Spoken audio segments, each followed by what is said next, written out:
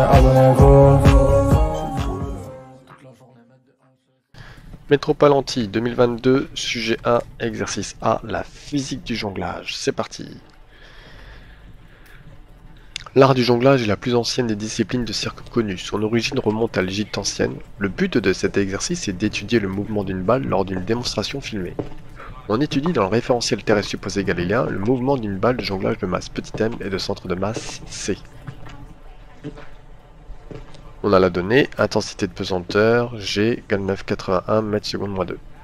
La figure 1 est extraite d'une vidéo au cours de laquelle une personne jongle avec plusieurs balles. On suit le mouvement d'une balle. Donc dans cette étude, on note XY les coordonnées de la position de C dans le repère OXY et VX, VY, celle de sa vitesse. On a les évolutions temporelles Y de t et VY de t.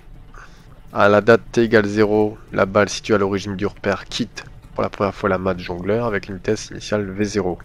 Lorsque la balle n'est pas au contact avec la main de jongleur, elle est en chute libre, elle effectue alors un mouvement parabolique en passant d'une main à l'autre. La réception et le lancer se faisant toujours en Y égale 0. La référence de l'énergie potentielle de pesanteur est choisie à leur donner Y égale 0. Dans la figure de A, courbe représentant Y de t, la figure de B, courbe représentant VY de t. Question 1. Décrire qualitativement selon l'axe OY le mouvement de la balle lors de la phase 1 à l'aide des figures de A et de B. Alors j'ai redécidé les deux figures et j'ai créé des zones. Donc j'ai une zone ici croissante, une zone décroissante et le sommet. Ici, une zone où la vitesse est positive, où elle arrive à 0, où elle est négative. Donc lorsque VY diminue dans cette zone-là, la balle monte. On est bien d'accord. Lorsque VY de t est égal à 0 mètres par seconde, la balle est à son altitude maximum, le sommet. Et lorsque VY augmente, mais attention, on est dans les valeurs négatives, mais par valeur absolue, hein, on est dans des vitesses positives. Hein. La balle redescend bien. Interprétez la figure 2A pour décrire le rôle de la main sur le mouvement de la balle lors de la phase 2.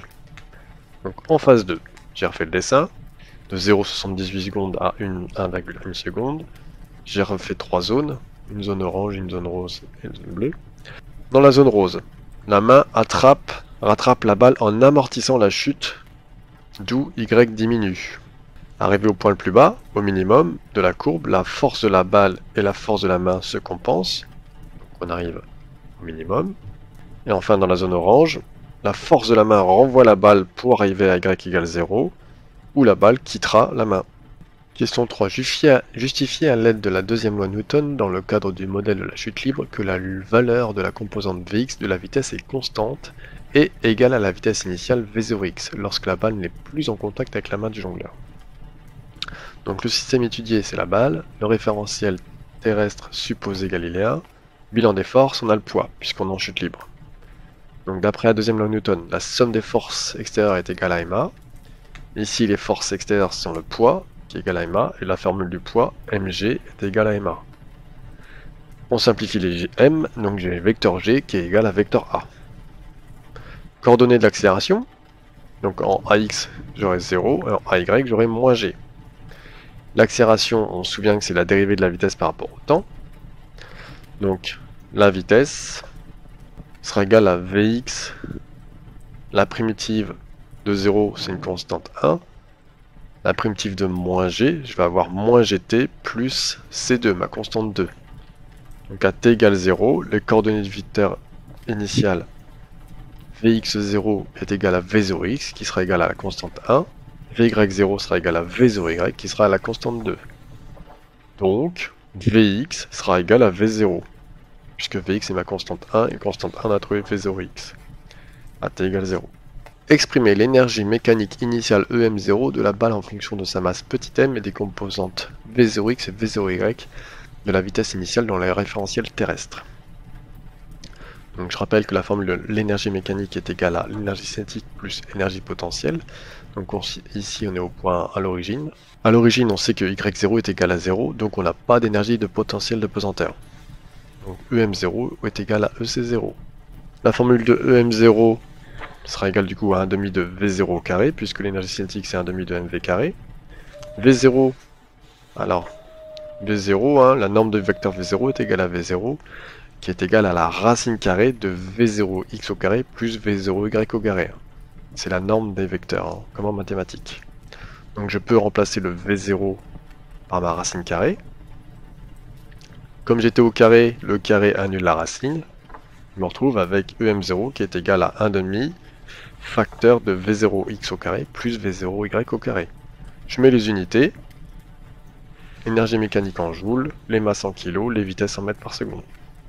Dans toute la suite de l'exercice, on ne s'intéressera qu'à la phase 1.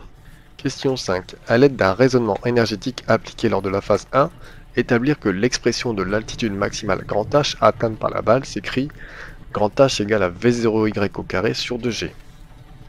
Donc d'après le théorème de l'énergie mécanique, et sans frottement, on sait que l'énergie mécanique se conserve. Donc EM au point initial est égal à EMA. A, c'est le sommet pour moi. Donc je sais que l'énergie mécanique au point O, c'est 1,5 de mv0x au carré plus v0y au carré. Et l'énergie mécanique au point A, c'est l'énergie potentielle au point A, mgh, plus l'énergie cinétique au point A, 1,5 de mva au carré. Donc attention, lorsqu'on est au sommet, la vitesse au point A est égale à VAX, il sera égal à V0x, car VY de A est égal à 0. J'ai refait ici la parabole avec la vitesse, elle est tangente la vitesse, et la tangente elle est horizontale. Donc horizontale, je n'ai pas de vitesse en Y, que des vitesses en X. Du coup, la vitesse au point A correspondra à la vitesse initiale en X. 1,5 de mv0x au carré plus 1,5 de mv0y au carré, j'ai développé, sera du coup égal à mgh plus 1,5 de mv0x au carré. Les 1,5 mv0x au carré, je les ai simplifiés. Les m, je les ai simplifiés. Donc il me reste 1,5 de mv0y au carré est égal à gh. Le 1,5 v0y au carré, je l'ai écrit de cette manière-là.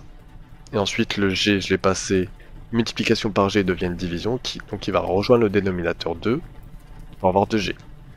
Donc les vitesses sont en mètres par seconde, le g est en mètres secondes moins 2, et le h en mètres. Déterminer la valeur h à partir de la relation précédente et d'une lecture graphique de V0y sur la figure 2b. Comparer le résultat à celui obtenu par lecture graphique de la figure 2a. Donc par lecture graphique, V0y est égal à 4,00 mètres secondes moins 1. Donc je remplace. Donc j'ai h qui est égal à 4,00 au carré, divisé par 2 fois 9,81, ce qui me donne une altitude maximale de 0,815 mètres. À 3 chiffres significatifs, puisque ici j'en ai 3 et ici j'en ai 3. Le 2 ne compte pas. Donc c'est cohérent avec le graphique où j'avais 0,84 mètres. Établir l'expression littérale de la coordonnée Vy de t du vecteur vitesse de la balle lors de la phase 1. Alors on sait que AY est égal à moins G, et que l'accélération est égale à la dérivée de la vitesse par rapport au temps. Donc du coup, Vy sera égal à moins gt plus c2.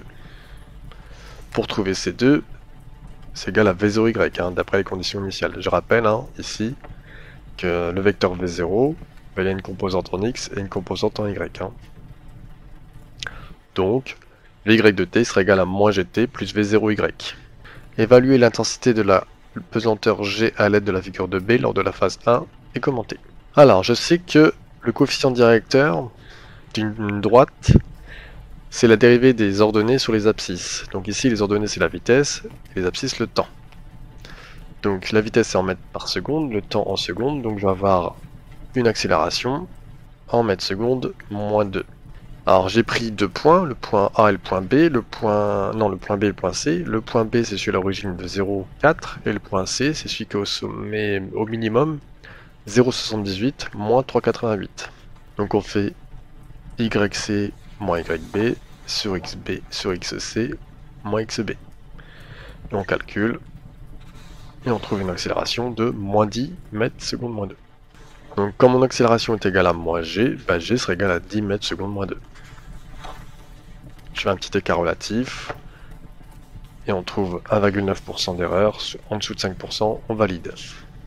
Q9. Déterminer l'équation horaire Y de t des mouvements du centre de la balle lors de la phase 1.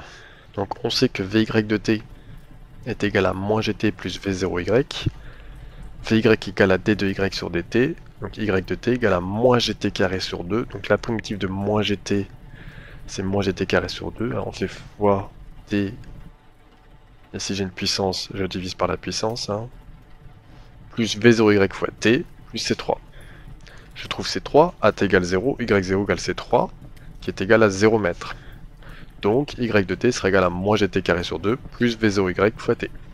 On note TR la durée pendant laquelle la balle est en l'air lors de la phase 1, établir l'expression de TR en fonction de V0Y et G. On déduit que l'expression du temps de vol dans l'air d'une balle peut s'écrire T de R est égal à racine carrée de 8H sur G.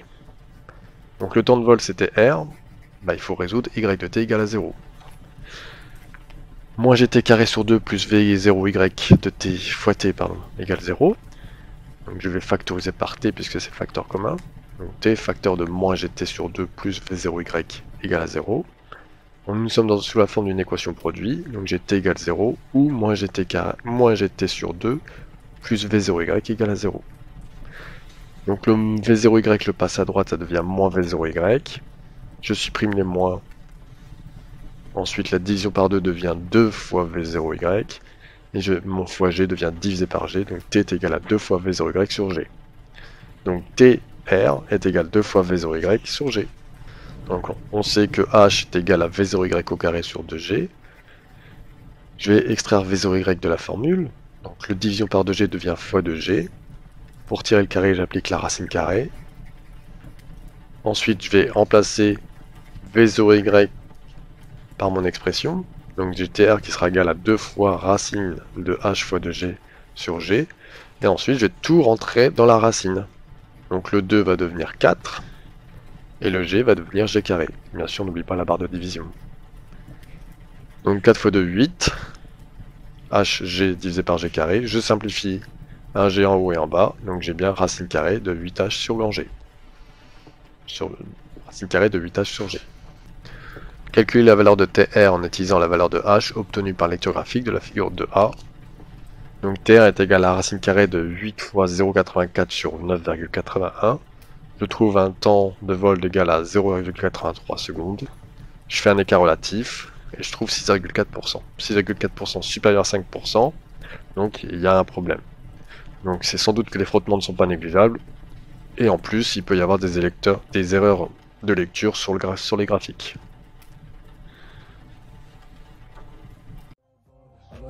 I wouldn't go